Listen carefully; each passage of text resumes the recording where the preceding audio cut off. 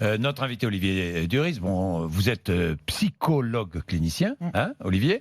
Olivier, alors, est-ce qu'on peut dire que les jeux vidéo provoquent une addiction semblable à l'addiction pour l'alcool ou la cigarette? Qu'opère le jeu vidéo?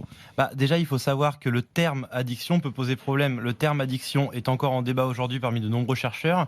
Il n'y a pas vraiment de consensus. Et même pour ceux qui vont parler d'addiction, ils ne pourront pas le comparer à l'alcool et au tabac, puisque si jamais on parlait d'addiction pour les jeux vidéo, ça serait une addiction comportementale qui n'est pas la même chose que l'alcool et le tabac. Donc il y a bel et bien une différence, même chez ceux qui disent que oui, il y a une addiction et chez ceux qui disent qu'il n'y en a pas. Non. C'est important de différencier la passion de l'addiction. Par exemple, je prends mon exemple personnel, moi je suis chercheur. Si je fais pas de recherche pendant 2 jours, ça va me manquer beaucoup. Donc, et pourtant, je vais pas être addict à ça. C'est comme aussi, on va parler des gens qui regardent des séries à la télévision. C'est très difficile de s'arrêter de regarder sa série parce qu'on a très envie de voir la suite. On n'est pourtant pas addict à la série. On regarde moins. On joue quand même, certains jouent beaucoup.